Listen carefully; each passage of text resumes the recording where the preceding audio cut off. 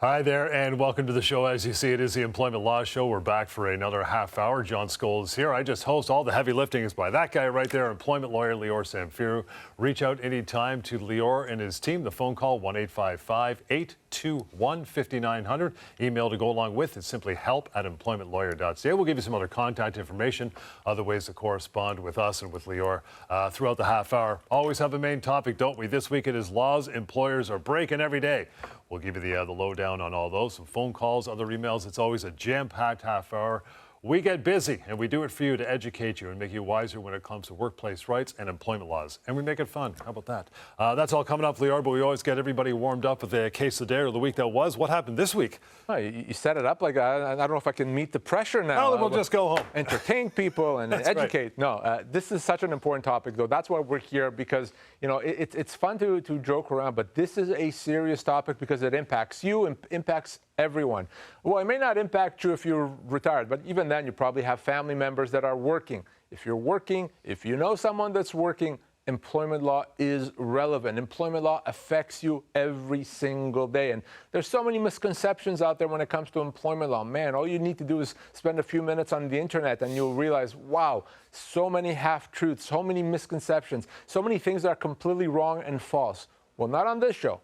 On this show, we'll tell you exactly what you need to know if you're facing a workplace issue. Some issues are huge. Some are not so big. Either way, the law has a solution. The law has a way to remedy it. We have a long history of laws and court decisions that have guided us and have telling us what to do if you lost your job, if you've been constructively dismissed, if you've been discriminated against or bullied, mistreated in the workplace. There's solutions, there's answers, and there's laws that protect you. We have fantastic employment laws across this country, some of the best employment laws in the world right here in Canada. And on this show, we'll make sure that you know what they are. Law really can't help you unless you give it a chance, unless you know that it's there for you. And of course, beyond this show, I roll up my sleeves, my team and I, so we can help you enforce those rights. You can reach me always in the office by phone and email. We'll give you that contact information throughout the show. But now that we know what we want to do, let's go ahead and do it. Let me start off by telling you about a situation that I addressed very early on over the last week. So I spoke with a gentleman that unfortunately recently, during work hours, in a company vehicle, got into a car accident. Luckily, nothing major, no one was hurt, he was fine, but the vehicle was severely damaged. There's car insurance for it. And his employer said, well, the insurance is going to pay us, but we have a substantial deductible, a couple $1,000s, and you got to pay for it, employee. We're going to deduct this from your pay. You essentially owe us a couple of $1,000s. He was concerned about that. Who wouldn't be? It's a lot of money. And he called me and he wanted to understand, can they do that? Can my employer deduct from my pay the amounts that they say I owe them? So let's start with the fact that generally your employer, even if you owe your employer money, your employer is not allowed to deduct that amount from your pay without your written consent. So even if you owe your employer money, the only way they get to deduct that is if you sign a piece of paper that says you're allowed to do that. Otherwise, they can't. An employee's wages are sacred. They're there for the employee, and no one's allowed to take anything out of it without your permission. But there's a more interesting issue here, and that is, does he even owe that $2,000, that deductible, because of the car accident? And the answer is no. Even though the car accident was his fault, no one else's fault, it was his fault, he doesn't have any obligation to repay that. If an accident happens in the course of employment, it's not deliberate, it's an accident. Accidents happen. That's considered the cost of doing business for the employer. So if you're causing something that causes a loss to the employer, didn't do it deliberately, you weren't acting outside the scope of your employment, it was an accident. You don't have to repay that damage. They don't have the ability to demand that from you. It may happen with a car accident. It may happen if you work in a restaurant and you break some plates. Whatever that is, if it's in the course of your employment, the employer has to bear that cost, that burden. It's the cost of doing business. If you're dealing with this, and I get this asked often, if you're dealing with a scenario where they're demanding that you repay them amounts, not allowed to do that, call me. Once they hear from me, yeah, they'll back off. Is that something they're going to try to maybe sneak into an employment contract? Well, they might, although they probably would say something to the effect of, we're allowed to deduct amounts you owe us from your pay. So watch out for that, because if you sign that in the employment agreement, you potentially give them a right to do that. I have not seen an employer go the extra mile and say, if you cause losses, and then you have to repay us back for those losses. Could happen, haven't seen it, but an employer may try to have a broader statement in the employment agreement that says, if we ever figure out that you owe us money, you're giving us permission to deduct it from your employment agreement, or from your wages, employment wages. Don't let them do that. Company vehicles always a fascinating topic for me. We get calls on the radio show all the time. It's, people just assume, especially in a sales position, it's just part of the compensation. I get my company car, and the question we always get is, can they put a recording device in the company car that I'm driving? Can they watch me drive, listen to me, all that stuff? Because it feels very invasive. Yeah, and it is. Generally speaking, the answer is yes. Wow. If it's a company vehicle, if it's a company piece of equipment that you're using, they're allowed to track it, to monitor it. By the way, if you're using a company laptop, someone was asking me about this week. They were using a company laptop, and they know that the employer has software on it that allows them to find out what websites and what the employee is doing on the website, on the laptop. Wow. If it's the company laptop, you don't really have a right to privacy, so be mindful of that. And yes, your employer is allowed in the workplace, in publicly accessible areas of the workplace, to record you. So if you don't want to be caught doing something you're not supposed to, don't do it. And again, when it comes to company vehicles, this is often a misstep when people get let go. They don't factor that in. That is part of your compensation, either to keep the vehicle for the length of the severance or a equivalent as far as dollar value, right? So all components of your compensation have to be included in your severance. That includes the vehicle. So if you have a company vehicle, either they have to allow you to continue to have that vehicle or to pay you an additional dollar amount in lieu of that vehicle, okay? Company vehicle, car allowance, bonus, benefits, stock options, all those have to be included as part of your severance. Got that covered off. We always do a couple phone calls on the show, 3 as a matter of fact, from listeners. First one for this show, Lior, is coming up right now. Listen up. Well, I was just curious if a company was being sold to a new owner and they didn't want to keep anybody over 60, what would that individual have as far as rights? How long have you worked for this employer? Well, that's the tricky part. I've been there 10 years, but I worked there for 5 and I left and I've been back for 5. What kind of a job are you doing and how old are you right now? Right now I'm 62. I work in a claims office. They're not even hiding the fact that you're 60 and they don't want to get... Come on. You're shaking your head. I'm not, because I see this happen too often, way too often. So let's break this down.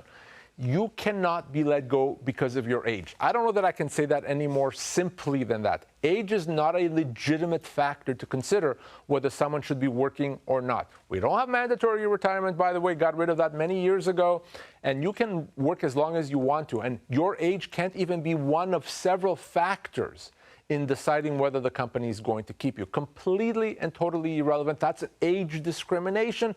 It's a violation of the Human Rights Code. And if you think you've been discriminated against based on your age or let go because of your age, if your spidey sense is tingling, you're probably right. Let's talk about that.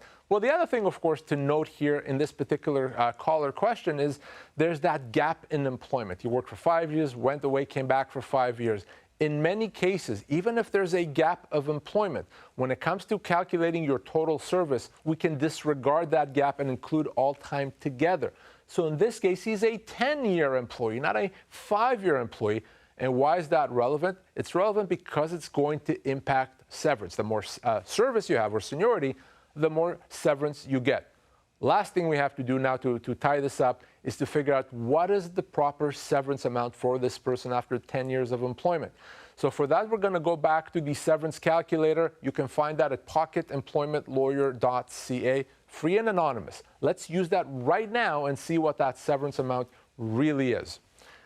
So we know that this person has been there for right around 10 years in a clerical role, 62 years of age. Severance for him, yeah, right around a year's pay, 12 months pay. So that's what he'd be looking for if the company let him go, keeping in mind, of course, that they cannot legally let him go because of his age. If they do, that would be a human rights violation. He'd be entitled to more damages. You at home, check out pocketemploymentlawyer.ca, use the severance calculator or any of the other tools we have there. You'll be glad you did. Does the previous length of employment before the gap in service factor into it? Meaning if you only worked for a year, then a 5-year gap, as opposed to working for 34 years and then a 5-year gap makes a difference, right? It does make a difference, and the circumstances count. So if you worked for a year and you went away for a bunch of years, the question is, when you came back, did they treat you like a new employee? Were they recognizing implicitly your past service? If a company was not treating you as a new employee, you're not a new employee, and that previous time is going to count. Phone call number 1 is down. Number 2 is coming up right now. Listen up. I work for this company. They've been around for a while. I've been working for the company for about 5 years. They are basically having a new contract basically for everyone to sign, the independent contract agreement. So again, basically in it, there's different sections in terms of like no entitlement to ESA or common law notice. They can let you go within a 2-week period giving you notice. You know what? I rest my case. That's all I really need to say. Don't sign it. Yeah, no. So if you think about it, let's just think about it logically. If that new agreement didn't do anything to benefit the employer, they wouldn't bother with it, right? They're not going to worry about creating a new agreement that does nothing. So if your employer says, oh, it's just that standard, it doesn't do anything, nonsense. They're lying to you. If your employer is asking you to sign a new piece of paper, a new employment agreement, it's only, and I do mean only, because it provides more rights for the employer and less rights for you. So it could limit your severance. It could give the company rights that they didn't otherwise have. It's a bad idea to sign, and you cannot be forced to sign. And oftentimes a company is going to say, well, good news, Mr. or Mrs. Employee. We're going to give you a $2,000 pay raise. All you got to do is sign this employment agreement. Well, I want a $2,000 pay raise. Yeah, I'm going to sign this. Well, what you could be doing and likely are doing in exchange for this $2,000 severance or pay raise, you could be giving up $50,000 in future severance. Not a really fair bargain, is it? That's why you can't just sign that piece of paper. Even if there's a pay raise promised, it's very likely still a horrible deal. Let me see that agreement before you sign it. Always. Don't sign it and then ask me to see it, because it may be too late to go back on it. But generally speaking, be very concerned anytime you're already working and the company you work for asks you to sign a new agreement. All right, good stuff. We'll take a short break here, come back with our third phone call and our main topic of this show, that is laws employers break every day. That is on the way back and on the way back from the break. So stick around until that time. Momentarily, we'll be back with you right here on the Employment Law Show. People think you should go to the government to get severance pay. EmploymentLawyer.ca says that is a myth. Government can only help you get minimum severance, but not everything you're entitled to. Always check with the employment lawyer first at EmploymentLawyer.ca. If your long-term disability claim is denied, should you appeal? Appeals often fail because insurance companies control the process. So long as you appeal, you're playing by their rules. You should never appeal the denial of your disability benefits. Appeals are just a mirage of false hope. Don't. That's their process. Take it out of their hands and fight for your rights with our help. Go to disabilityrights.ca. Discover your rights, fight back, and get what you're owed. People think their employer can make changes to their job. EmploymentLawyer.ca says that is a myth. Your employer can't change your pay, hours, or duties. You may be entitled to full severance pay. Always check with the employment lawyer first at EmploymentLawyer.ca.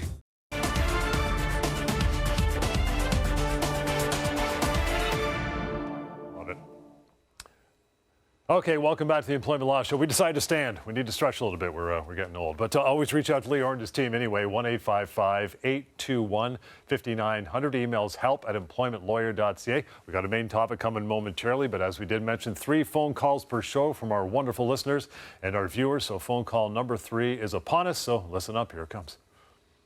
I'm calling on behalf of my sister because she works for a company where she has her daily pay 9 to 5. The company also gives her an after hours or overtime pay as well. Her overtime pay is close to 40% of her annual pay. The company that wants to change that overtime pay schedule to it would effectively be 5%. Can she consider that as a constructive dismissal? 35% hit? So, listen, at the end of the day, your compensation may be several components to it. They could be salary, they could be overtime, they could be bonuses, they could be commissions. If the company makes change, ultimately, the question is, how does this affect your total compensation? So once the total compensation is affected by kind of somewhere north of 10%, 15% or more, That's a constructive dismissal. It doesn't matter if they take the money out of the overtime or out of the commission or the bonus. The question is, how does that affect your total compensation? So if this person, instead of getting 40% overtime, they're getting 5%, if the total compensation is reduced significantly, constructive dismissal, not allowed. Of course, what that means is you can't stop them. You can't go into the HR office and restrain them from reducing your overtime. But what it does mean is you now have a choice to make. You can decide to accept this reduction and you're earning less. You can do that. Or you can choose to consider that a constructive dismissal, a termination, and get your full severance. That's the option. And of course, you have to make that decision quickly. You can't say, well, I'll work for a bunch of months and then I'll decide. You have to decide that right now. Of course, keep in mind, if you accept this reduction, you're potentially giving your employer the right to do it again. Hugely problematic, not something you want to do, so be very, very careful with that. Anytime compensation gets reduced, you got to think constructive dismissal. All right, main topic time, your rights at work laws employers break every day. Number one is this, classifying your job as an independent contractor. Well, you're actually an employee, right?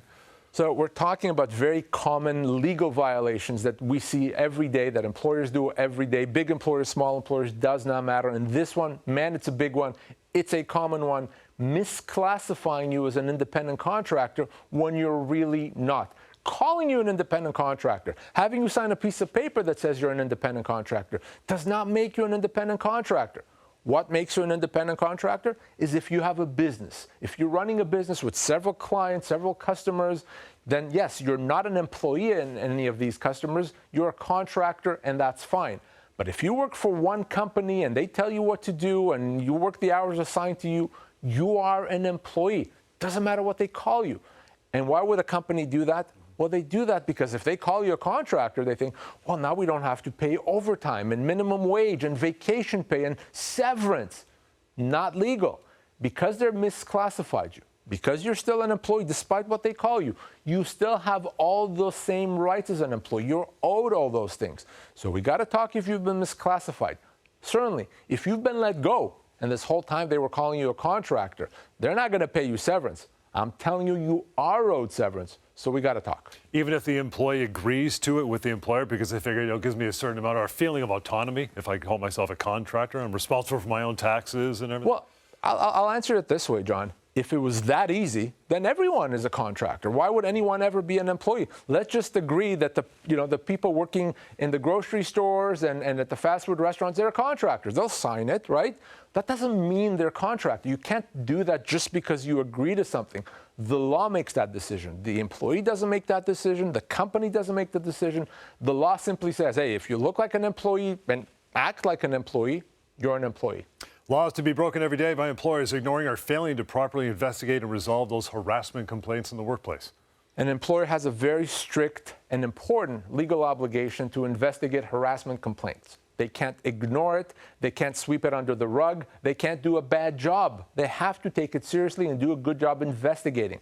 Unfortunately, sometimes it could be difficult. It could be tricky, and it could create conflict in the workplace. So I've seen so many companies not investigate properly, hope that it just goes away on its own and tell employees, you deal with it, it's your problem, I'm not concerned about it. Illegal. Your employer must investigate harassment complaints, take it seriously, and ultimately resolve it, rectify it. If they ignore it, that could be an employment standards violation. That could be a constructive dismissal. It could be a human rights violation, occupational health and safety violation. You name it, illegal. If you have an employer that's not properly dealing with your harassment complaint, let me talk to you. Law that could be broken, number 4, is this, Lior, refusing to accommodate legitimate medical needs. So again, this is not complicated.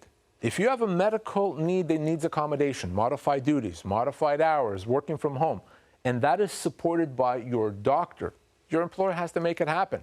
Now, sometimes it could be difficult to make it happen. Sometimes it could even be costly.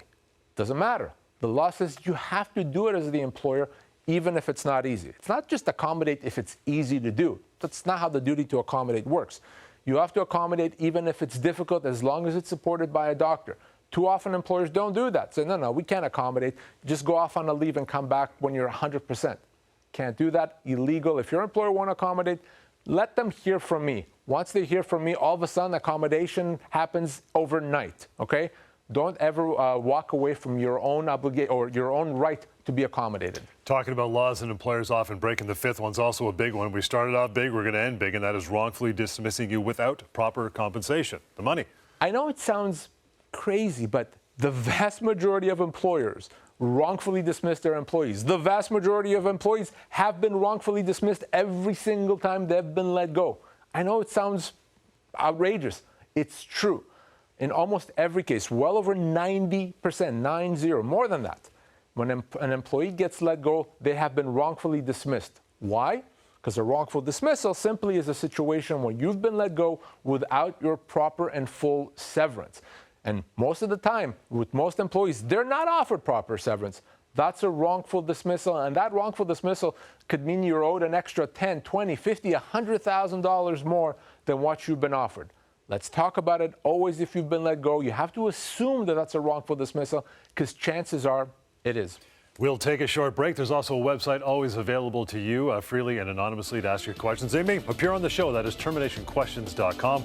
We're going there after the break. We'll continue more of the Employment Law Show. Stay with us.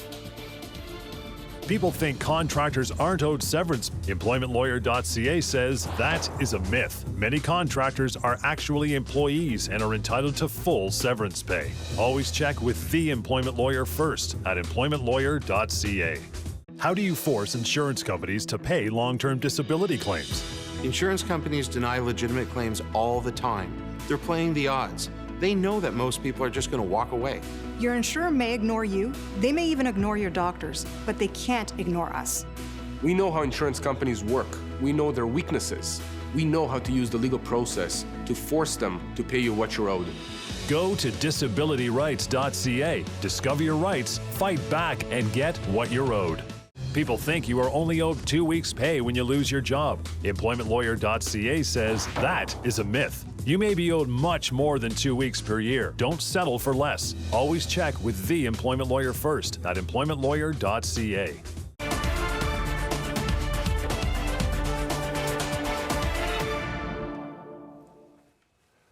All right, welcome back. Thanks for hanging around through the break. John Scholes here, Lior Samfiru. Always reach out to Lior and his team, employmentlawyer.ca, the website, help@employmentlawyer.ca, to toss an email his way or make the phone call. Do both, as a matter of fact, 1-855-821-5900. Also, terminationquestions.com.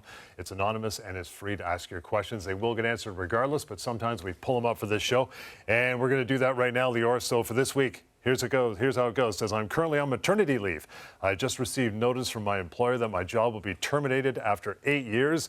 They claim that as they are suffering financial difficulties, they only owe me minimum severance pay. This is odd to me, as I don't know any other employee who's been let go. I'm in a specialized technical role and almost 37.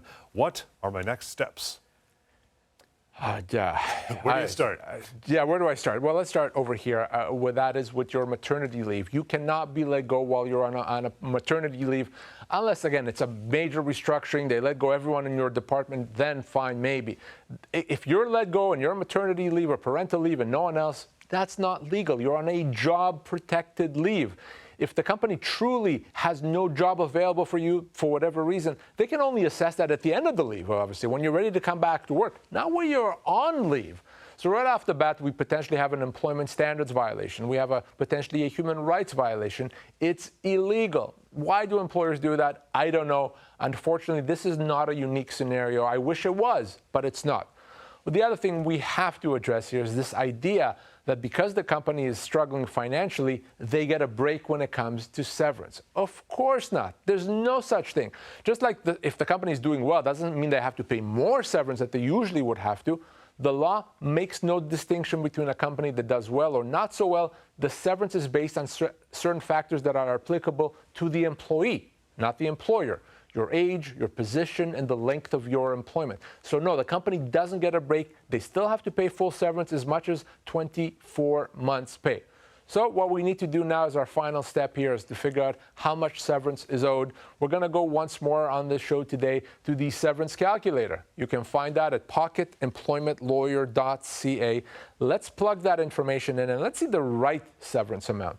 So this lady on parental leave, 36 years of age, almost 37, in a technical role, been there for 8 years. Company thinks 2 weeks is enough. What's wrong with them?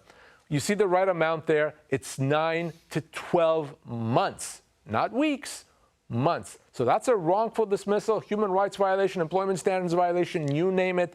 If any of that sounds familiar, you got to reach out to me right away.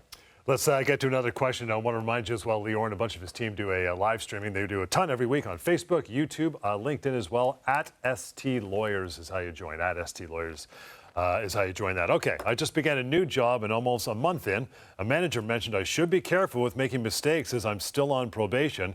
I looked carefully at my employment contract and there is nothing in my contract that states I'm on probation period. I think we have a viewer here for sure. It says, what does it mean? They're smart. They are smart. And the reason they're smart is because probation is not automatic. Just because you started a job does not mean you are on probation. Just because you started a month ago, a week ago, 2 months ago, doesn't matter. Probation is not automatic. You're only on probation is if you sign an employment agreement before you started working saying that you're on probation in the first 3 months or so of employment. That's when you're on probation. And if you sign an employment agreement that says that, that may mean that in the first 3 months of employment, the company can let you go pretty much for any reason and not have to pay you anything. But like this person, if you didn't sign something like that, you did not sign a piece of paper that says you're on probation, you're not on probation, which means if you're let go, even in those first 3 months, you're going to be owed severance, and that severance is still going to be substantial. Just because you work for 1 or 2 or 3 months doesn't mean you get a day or 2 day severance. That severance you're owed is still going to be measured in months. You heard that correctly. So whether you work for a week, a month, a year, however long, check out again pocketemploymentlawyer.ca. Use that severance calculator completely anonymously and for free and find out what you are owed. We always wrap up the show every week with a segment I know Lior loves, Rapid Fire, Employment Rights Rapid Fire. That's what we call it. We're going to get to that right now, so buckle in. Here we go.